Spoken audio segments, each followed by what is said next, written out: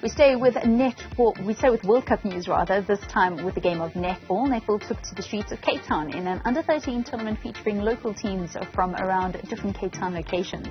In the 10 weeks of the competition, in the 10 days rather of the competition, the teams were divided into national teams as they are currently participating at the Netball World Cup. Newzroom Afrika sports reporter Vuyo Macoba caught up with the organisers of the legacy event. Of the Netball World Cup.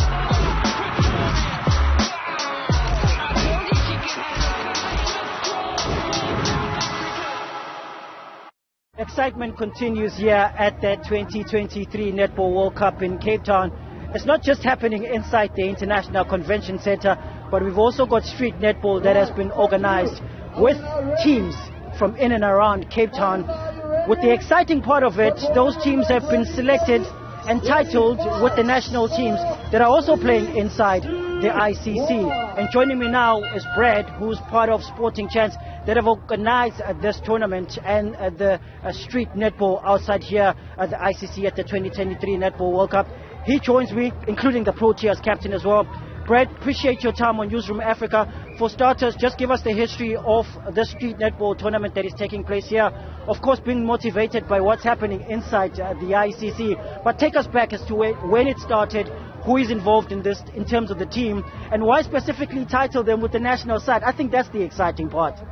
It started off with the idea in 2010 when FIFA came out. We put together the street soccer, the legacy for the World Cup. We called it street soccer.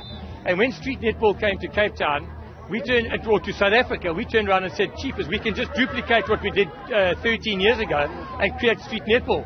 And this is now as a culmination of all the hard work that's got into it. We've started off earlier this year, in February, involving a lot of communities around the Western Cape and Cape Town, and what we call the regional finals.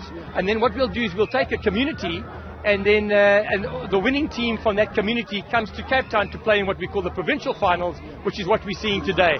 The provincial finals is all the communities coming together, and we'll eventually find the winning street in the city of Cape Town.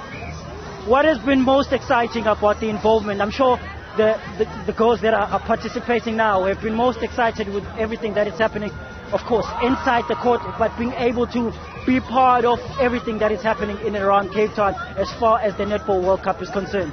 You know, a lot of these children have actually never been to the CBD of Cape Town. It's unbelievable. But what is lekker here is, I think what we've done here is, they're twofold.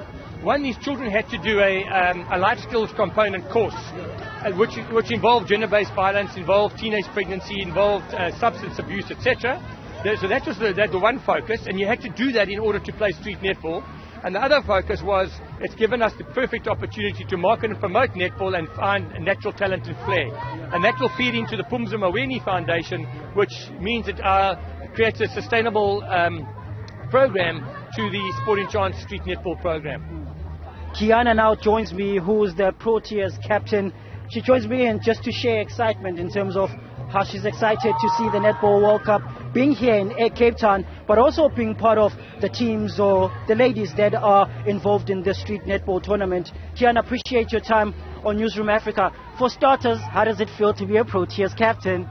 It feels wonderful because I'm inspiring the others, and it's a good journey for me.